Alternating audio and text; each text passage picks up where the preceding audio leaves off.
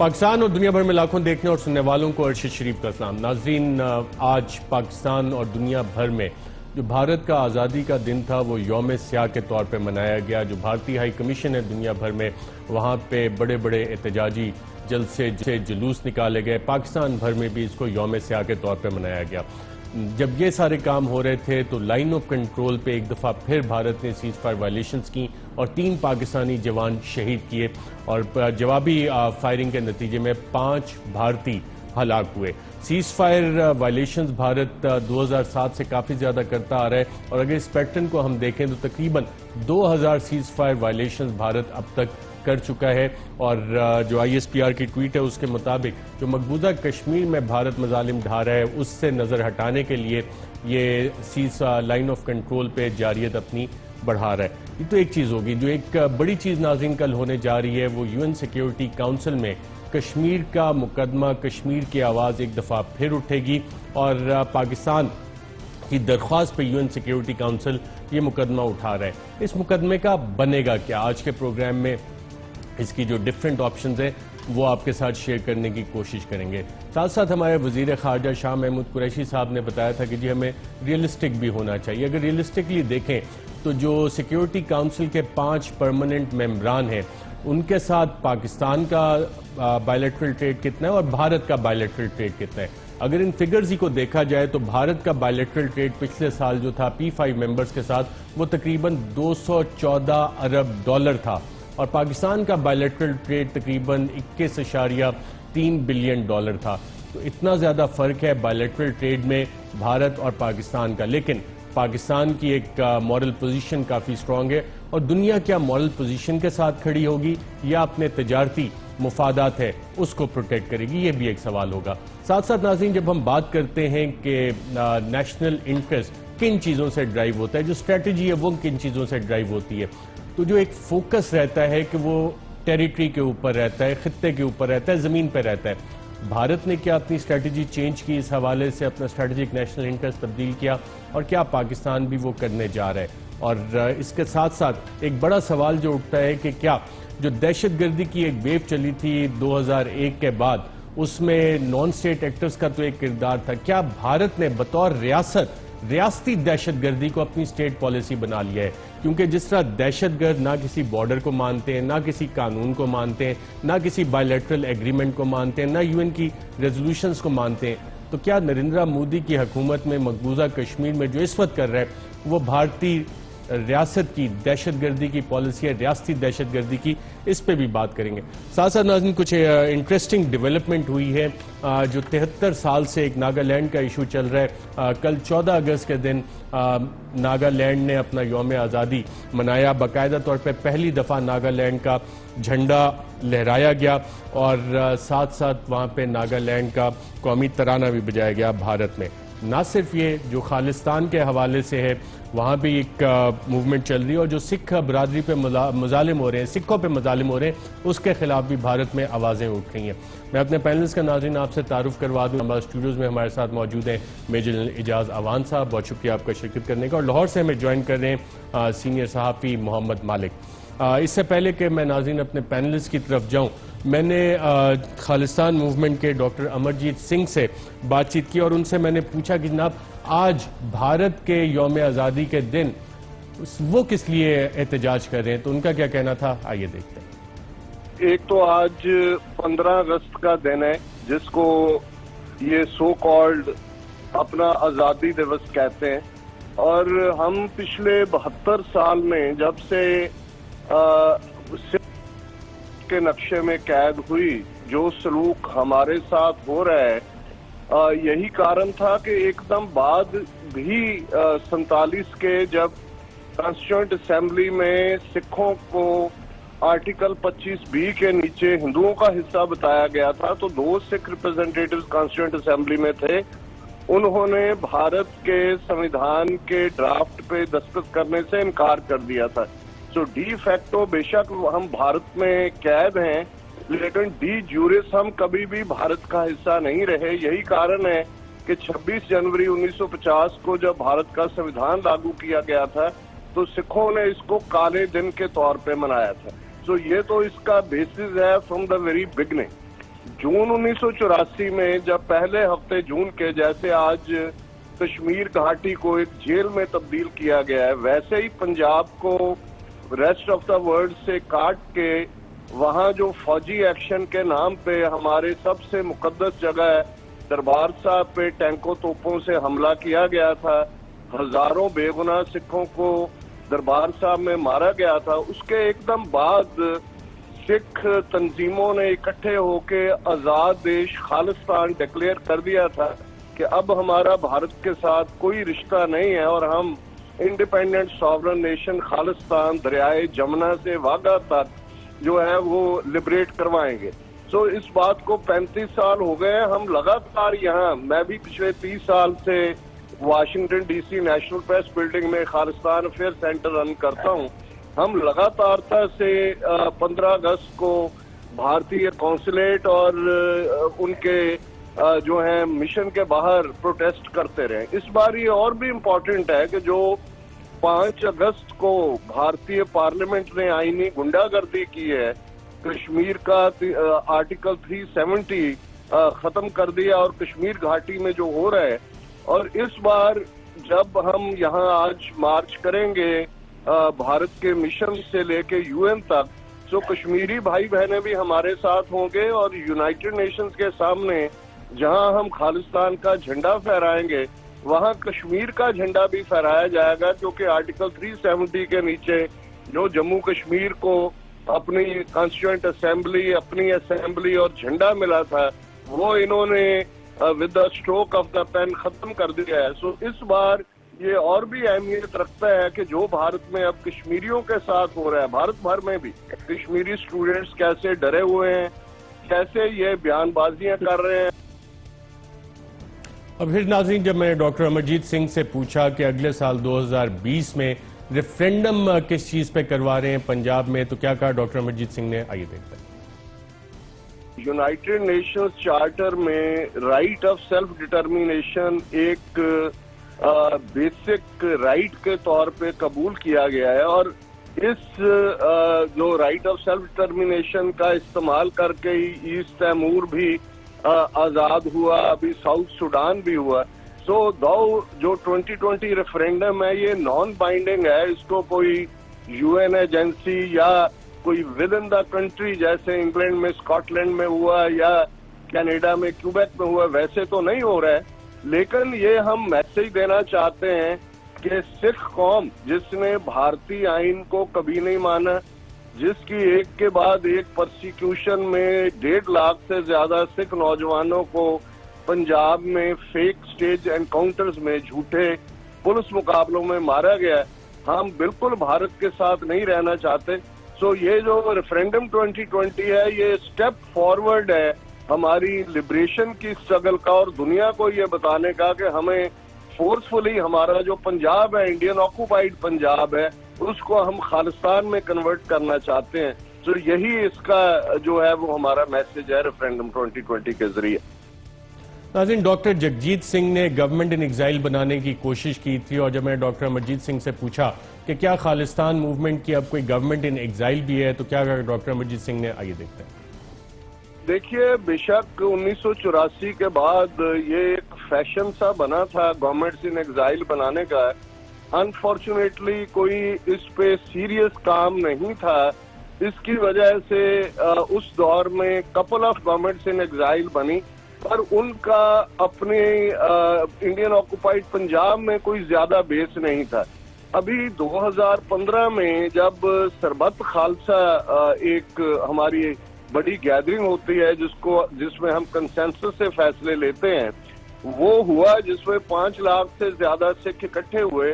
तो उन्होंने एक रेजोल्यूशन किया कि हम वर्ल्ड सिख पार्लियामेंट बनाएंगे। सो पिछले साल हमने यहाँ पे न्यूयॉर्क में एक बड़ा फंक्शन किया था। सो वर्ल्ड सिख पार्लियामेंट हमने लॉन्च की है, जिसमें आधे जो नुमाइंदे हैं वो डायस्पोरा सिख्स के होंगे, आधे इंडियन ऑक्यूपाइड पंजाब से होंगे। ये इन द मेकिंग है, और ऑलरेडी जो कश्मीर की सिचुएशन है इस पे हमारा जो चैप्टर इंग्लैंड में वर्ल्ड सिख पार्लियामेंट का है, उन्होंने स्टेटमेंट इशू की है पिछले हफ्ते, लेकिन अभी ये इन द मेकिंग है। और अब जो तेजी से वहाँ बड़े सगीर में हालात बदल रहे हैं, हम इसको बहुत जल्दी मुकम्मल करेंगे और world Sikh parliament as a real representative body of the Sikh, हम इसको जस्ट एक पॉलिटिकल स्टेटमेंट्स तक महदूद नहीं करना चाहते, हम इसको सीरियस लेवल के ऊपर मंतकी निज़ाम तक ले जाना चाहते हैं। So world Sikh parliament 30 million सिखों की रिप्रेजेंटेटिव बॉडी के तौर पे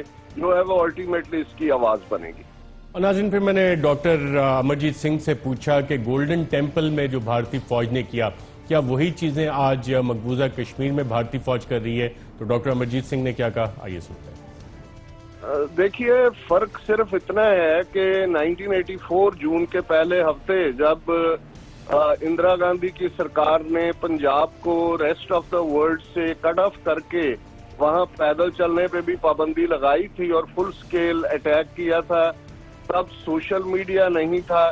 सिर्फ एक बात तब पॉजिटिव हुई कि एसोसिएटेड प्रेस का एक कॉरेस्पॉन्डेंट मिस्टर ब्रह्म चैलानी, क्योंकि उन्होंने सारे फॉरेन कॉरेस्पॉन्डेंट्स को अमृतसर से निकाल दिया था, लेकिन ब्रह्म चैलानी बाद में पहुंचे और उन्होंने फिर बयान किया कि कैसे पगड़ियों से ही सिखों की बाजू बांध के पॉइंट ब्लैंक रेंज पे मारा गया है, कैसे 2-2 महीने के बच्चे और 90-90 साल के बुजुर्गों को मारा गया।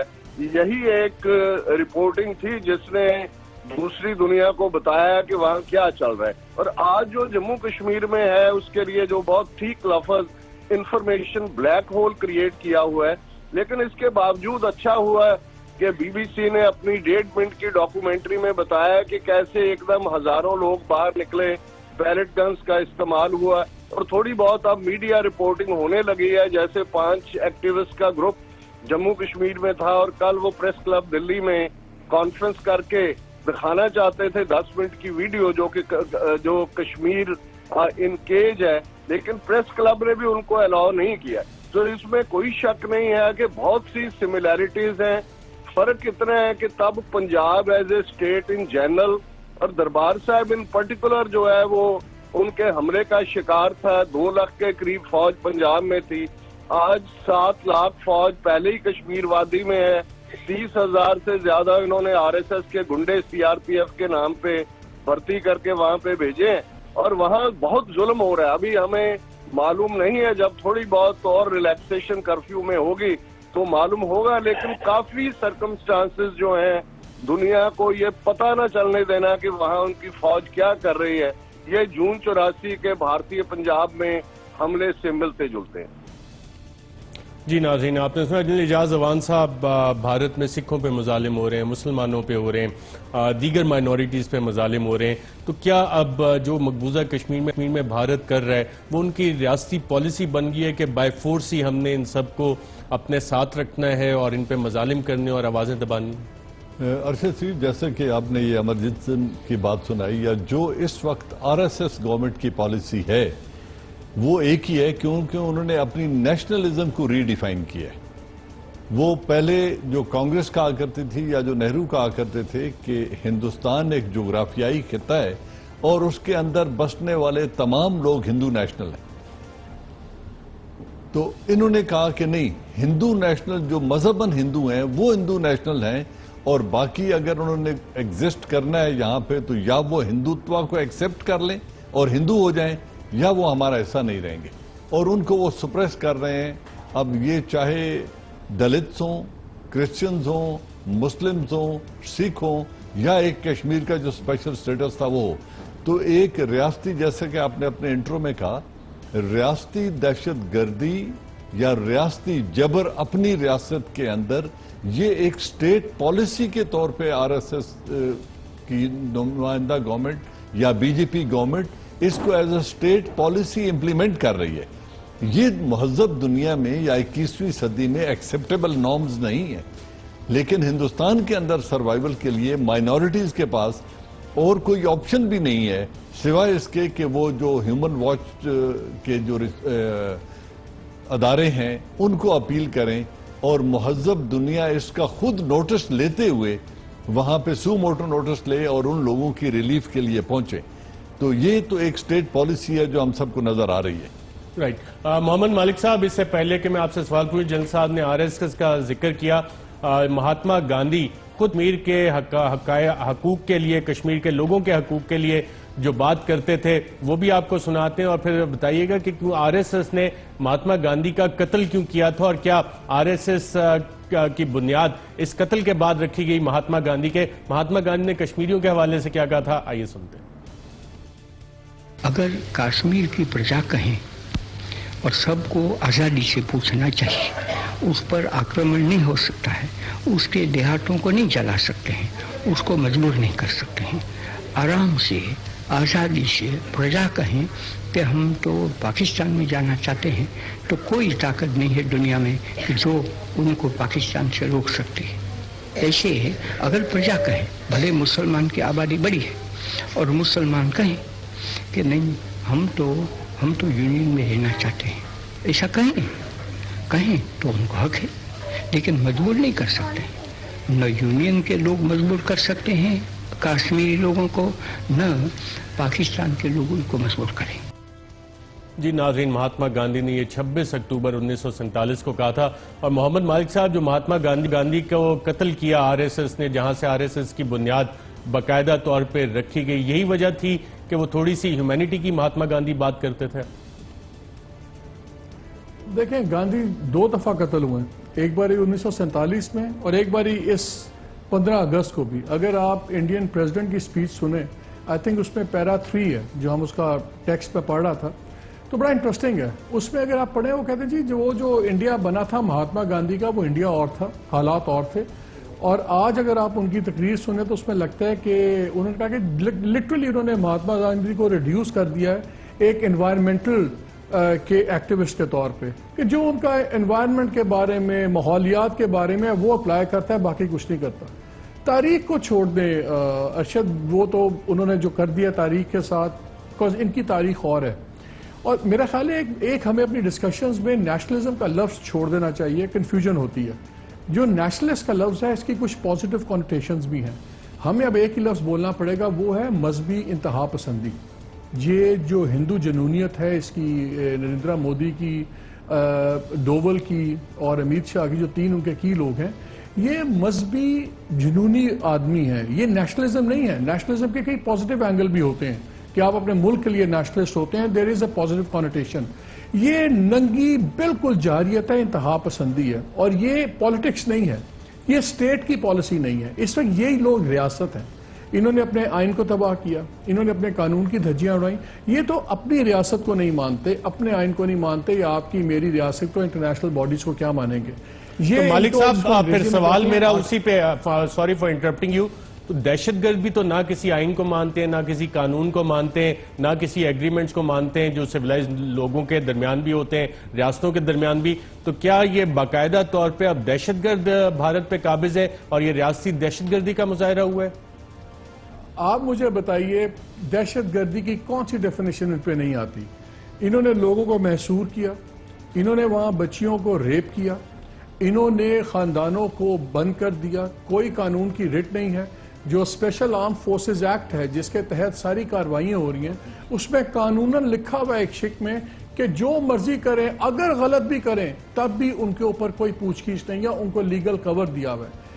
یہ جینوسائیڈ، اسٹیٹ ٹیررزم اور کیا ہے؟ دہشت کیا ہوتی ہے؟ آپ کے سارے رائٹس لے لیں، آپ سے جینے کا حق، آپ سے چلنے کا حق، آپ سے بولنے کا حق، آپ کو اپنا رائٹ آف چوز کرنے کا حق، کون سا حق ہے آج کشمیر میں؟ اور اگر یہ بات کرتے ہیں کہ نہیں یہ ہے وہ ہے، قانوناً ہے، کھولیں۔ دنیا کا کسی کو نہیں پتا کیا ہو رہا ہے، ہمیں پتا ہے کیا ہو رہا ہے، لیکن آفیشلی ابھی نہیں ہو رہا۔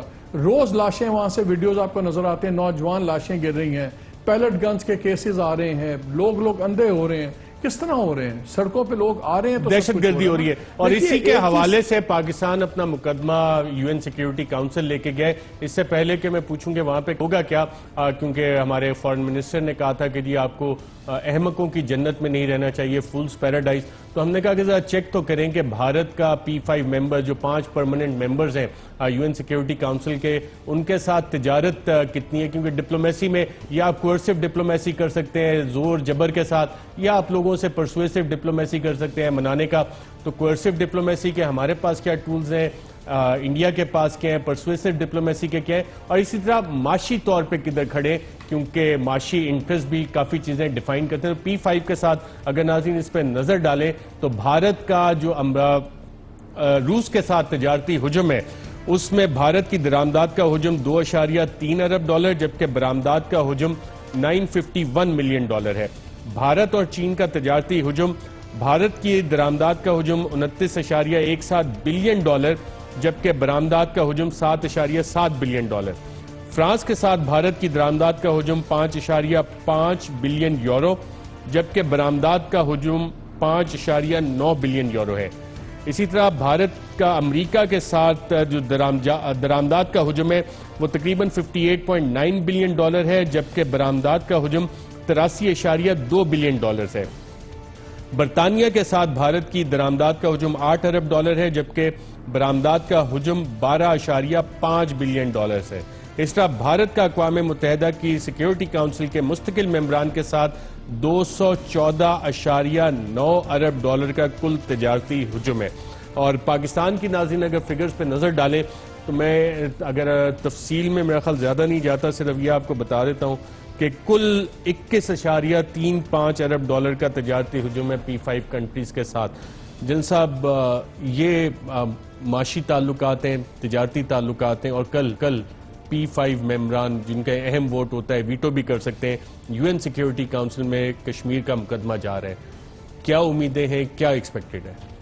ارشد صاحب, پہلی بات تو یہ ہے کہ میں شاہ صاحب کے اس نیریٹو کے ساتھ یا اس اسیسمنٹ کے ساتھ اتفاق نہیں کرتا ہوں. اگر یہی تجارتی حجم یا معاشی وزن کسی قوم کا اگر وہ آؤٹ کم ہے یا وہ بیسز بنتا ہے انٹر اسٹیٹ ریلیشن کی اور یونائٹڈ نیشن سیکیورٹی کونسل کے فیصلوں کی, تو پھر جو 160 UN کے ممبر ہیں ان کو تو وہاں پہ ان کا وجود ہی نہیں ہونا چاہیے, کیونکہ یہ بڑی میں آپ کو تجارت سنا دیتا ہوں کہ بڑی شاہ تجارت محمود قریشی صاحب نے کہا کیا تھا تاکہ آؤٹ آف کانٹیکس نہ ہو جائے. ناظرین, وزیر خارجہ شاہ محمود قریشی صاحب نے کہا تھا کہ ہمیں احمقوں کی جنت میں نہیں رہنا چاہیے, اور کافی ریئلسٹکلی انہوں نے کہا تھا ہمیں اپنی چیزیں دیکھنی چاہیے کہ کون کس کے ساتھ کس وجہ سے کھڑا ہوتا ہے. کیا کہا تھا وزیر خارجہ نے, آئیے دیکھتے ہیں. آگے وہ لوگ آپ کے لیے ہار لے کے نہیں کھڑے. سیکیورٹی کونسل میں جو P5 ممبرز ہیں ان میں سے کوئی بھی رکاوٹ بن سکتا ہے. کیا آپ کو کوئی شک ہے؟ نہیں ہونا چاہیے. Do not live in a fool's paradise. Let the people of Pakistan be aware. پاکستانیوں کو, کشمیریوں کو باخبر رہنا چاہیے. کوئی وہاں آپ کے لیے منتظر نہیں کھڑا, کہ کوئی آپ کی دعوت کے لیے وہاں نہیں کھڑا. یہ تو آپ کو ایک نئی جد و جہد کا آغاز کرنا پڑے گا. کوئی ایسا سازگار ماحول نہیں ہے. ایک نئی جد و جہد کا آغاز کرنا پڑے گا, اور یہ اسٹریٹجک لیول پہ بہت بڑی بات کر رہے ہیں وزیر خارجہ صاحب. یہ انہوں نے اسپیسیفکلی کہا تھا. میرے خیال میں وہ پھر بھول رہے ہیں کہ ایسٹ تیمور اپنے تجارتی حجم کی وجہ سے ڈیسائیڈ نہیں ہوا تھا. سوڈان کا ڈیسیجن ان کے اپنے تجارتی حجم کی وجہ سے نہیں ہوا تھا. تو اگر تجارتی حجم جواز ہوتا تو پھر یہ ریاستیں تو آج تک ان کو انصاف ہی نہ ملتا. پھر تو کریشن آف پاکستان بھی نہیں ہونی چاہیے تھی, کیونکہ ان کا کون سا تجارتی حجم تھا. پھر ہم یہ جو چوتھا اسٹریٹجک ایمبریس, ابھی امریکہ چوتھی دفعہ ہمیں گلے لگا رہے ہیں, ہمیں تجارتی ویٹ کی وجہ سے تو وہ گلے نہیں لگا رہا. نیشنز کی اپنی اسٹریٹجک پوزیشن ہوتی ہے, ان کا اپنا ایک ریزالو ہوتا ہے.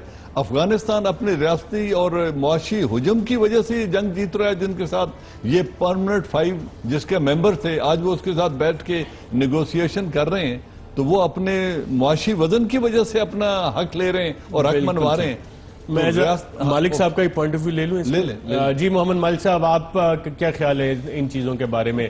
Persuasive diplomacy, coercive diplomacy, economic realities. نہیں, میرا خیال ہے شاہ صاحب نے کوئی اتنی غلط بات نہیں کی. دیکھیے, جو ابھی جنرل صاحب ود آل ڈیو ریسپیکٹ بات کی آپ نے ایسٹ تیمور کی, ساؤتھ سوڈان کی, ان دونوں میں ایک چیز بڑی کامن تھی, دونوں کرسچن میجورٹی ایریاز تھے, اس لیے ویسٹ بڑی جلدی آیا. جس طرح ایسٹ تیمور میں آسٹریلین فورسز آئی تھیں وہ ہم سب نے دیکھا, اسی طرح ساؤتھ سوڈان مسلمان میجورٹی ایریا نہیں تھا, کرسچن تھا. یہ بڑا فیکٹ ہے. اور دیکھیے اکنامکس, وہ والٹیر لکھتا ہے, والٹیر کہتا ہے when it comes to religion, when it comes to money, everybody has the same religion. بات یہ ہے کہ یہ بڑی حقیقت ہے, مسلمہ حقیقت ہے کہ بھارت کے ساتھ اکنامک فوائد کیا ہیں. اس لیے پاکستان کو آئی ایگری زیادہ ایکسپیکٹ نہیں کرنا چاہیے. جنرل صاحب کی باقی باتیں ٹھیک ہیں, ہر جگہ کی اپنی پیکیولر اسٹریٹجک ویلیو ہوتی ہے. میرا خیال ہے جو ہمارا اصل امپورٹنٹ چیز وہ یہ ہوگی کہ گئے دنیا کو یہ باور کرانا ضروری ہے کہ اگر بھارت اسی روش پہ رہا، اگر بھارت نے کشمیر میں جو خطرہ ہے جینوسائیڈ کرنے کا اور انہوں نے نسل کشی کرنی ہے اور سب کچھ کرنا ہے، وہ ایک جنگ میں تبدیل ہو سکتا ہے. اور جو ہمارا کنونشنل ویپنز کا ڈیفرنس ہے، ہم ایک نیوکلیئر تھریشولڈ بڑا نیچے آئے گا. اور اگر خدا نخواستہ یہاں پہ نیوکلیئر ہوا تو صرف پاکستان اور بھارت کی تباہی نہیں ہے، یہ دنیا کے ایک بہت بڑے حصے کی تباہی ہے. اور میرا خیال ہے جہاں بھارت کو ان کو کنسیڈر کرنا ہوگا کہ بھارت سے آنکھیں چرا کے کتنا فائدے کا کتنا نقصان ہے، اس کا یہ دوسری سائیڈ بڑی سیریس سائیڈ ہے. اور اگر ہم دنیا کو یہ باور کرانے میں کامیاب ہو گئے کہ یہ آپ دوسرا جینوسائیڈ آپ دنیا افورڈ نہیں کرتی. دیکھیے اکنامکس بہرحال ایک ریالٹی ہے جو آج آپ کی تمام دنیا میں بات ہو رہی ہے. ابھی آپ کے پرائم منسٹر گئے ہوئے تھے عمران خان، وہ وہاں بھی امریکہ سے کیا بات کر کے آئے کہ جی ہمارے ساتھ ٹریڈ کریں. ابھی آپ P5 کو چھوڑیے، ابھی سعودی عربیہ نے ریلائنس انڈسٹری سعودی ارامکو نے جو $75 بلین کی ڈیل کی ہے، روز 5 لاکھ بیرل جو سا تیل وہاں جائے گا، پروسیسنگ ہوگی، سب کچھ ہوگا. آپ کے جو مسلمان آپ کے جو جن کے لیے ہم کہتے ہیں جی جانیں قربان، ہماری فوجیں قربان، وہ بیٹھ کے کشمیر پہ اس لیے بات کیوں نہیں کر رہے؟ صرف اس لیے نہیں کر رہے کہ ان کا اکنامک انٹرسٹ بہت بڑا ان کے ساتھ انٹرٹوائنڈ ہے. جو UAE کا ہم نے رول دیکھا ہے، اتنی سبڈیوٹ سی جو OIC کی سٹیٹمنٹ آئی ہے، شرمناک سٹیٹمنٹ ہے جو OIC کی سٹیٹمنٹ آئی ہے، اتنی اپولوجیٹک سٹیٹمنٹ میں نے زندگی میں نہیں دیکھی. سب میں کامن چیز کیا ہے؟ اچھا مالک صاحب، آپ بلیم تو ڈالے جا رہے ہیں سب لوگوں پہ.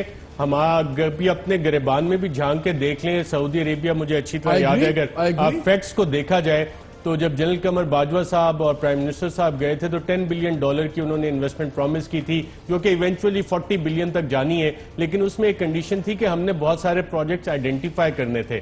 کیا وہ پروجیکٹس ہم نے آئیڈینٹیفائی کیے؟ قطر انویسٹمنٹ اتھارٹی کے ساتھ $22 بلین کے پروجیکٹس کمٹ ہوئے تھے. اور اس کے بعد میرے پاس وہ لیٹر بھی پڑا ہے جس میں وہ کہہ رہے ہیں کہ جناب ہم لوگ انتظار کر رہے ہیں کہ آپ یہ چیزیں آئیڈینٹیفائی کریں.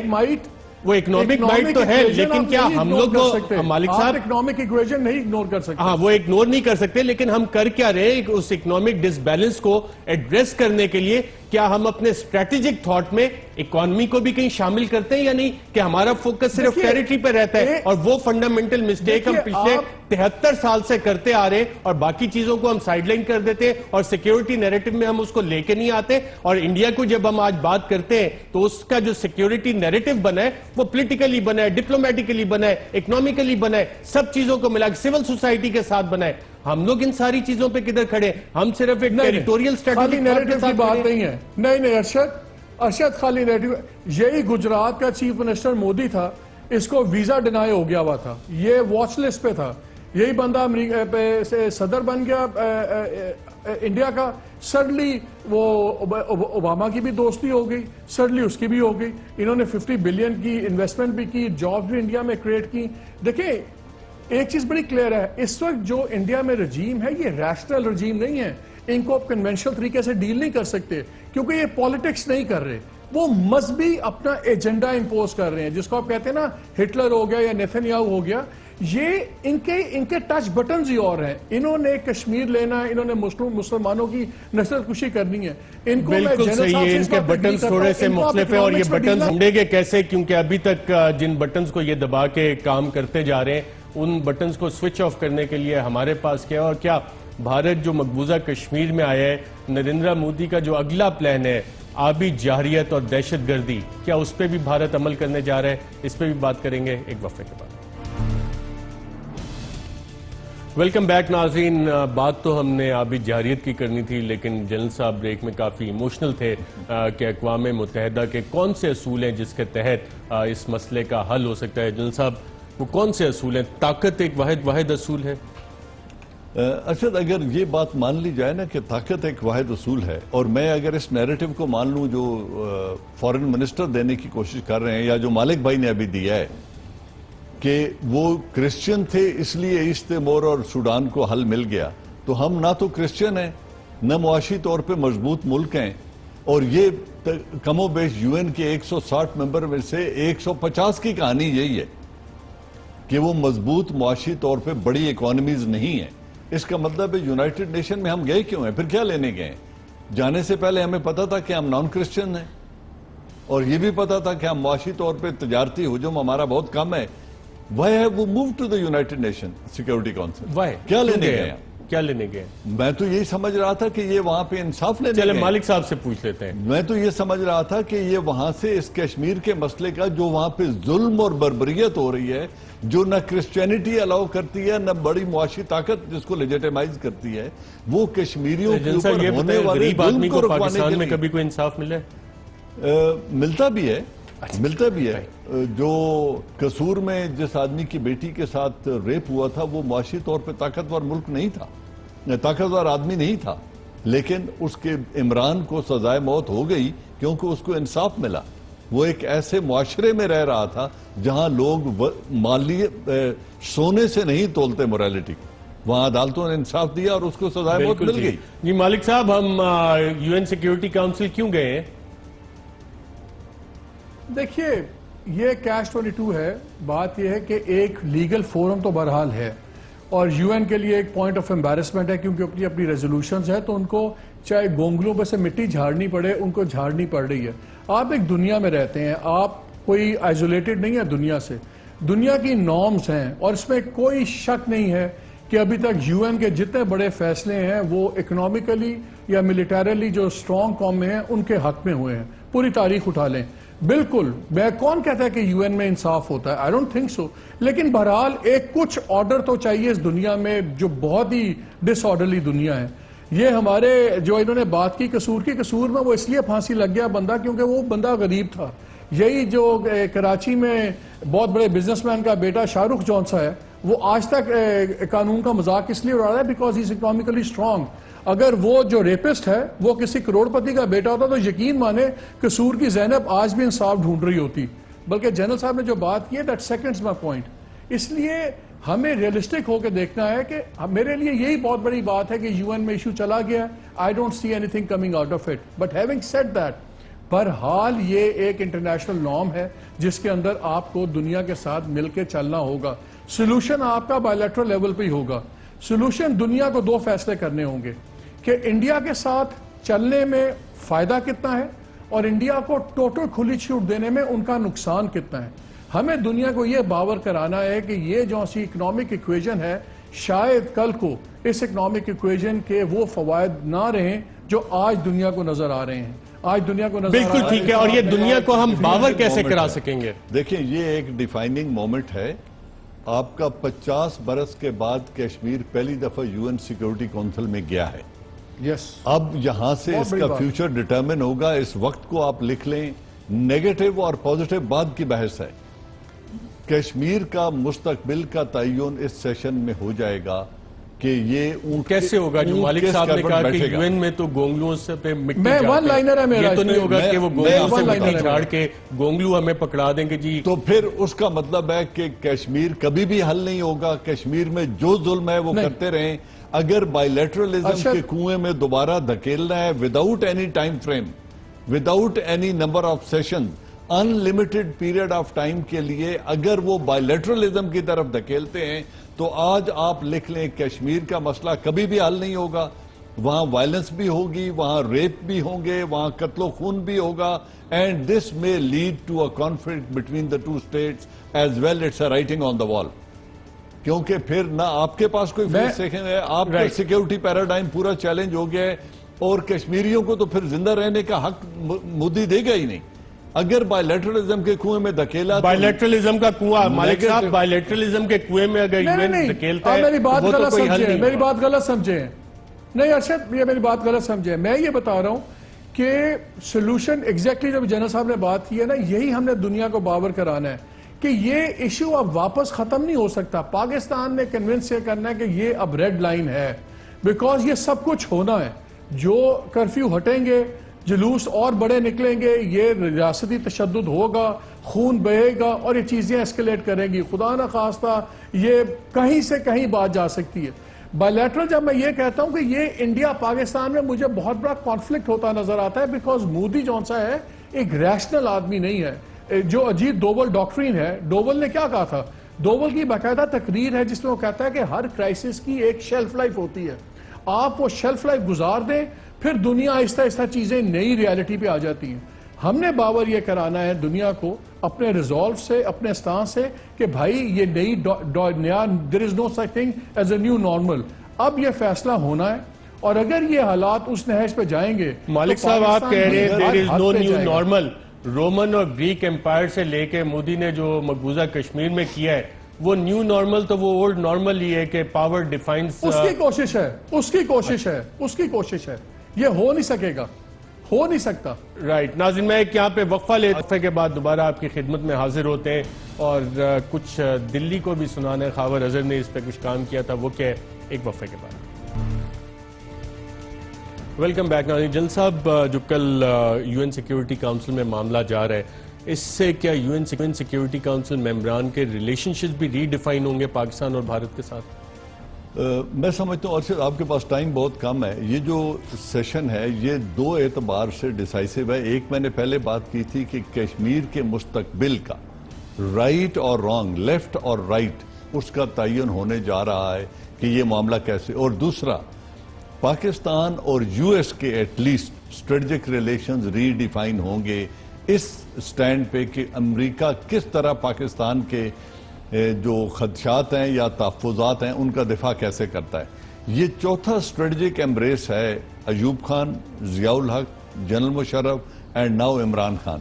چوتھی دفعہ امریکہ نے اپنے مفاد کے لیے ہمیں گلے لگایا ہے اور فائنل اس کا بھی چوتھا مفاد ہے یہاں سے ایکسٹریکیشن آف فورسز. اگر وہ ہمیں ہر بار گلے لگا کے پھر ڈسکارڈ اس نے کرنا ہے تو پاکستان کو بحیثیت قوم یہ ریئلائز کرنا چاہیے کہ ہمارا معاشی وزن تو وہ بنتے بنتے وقت لگے گا. انڈیا کو شاید ہم کبھی بھی سپرسیڈ معاشی اعتبار سے نہیں کر سکیں گے.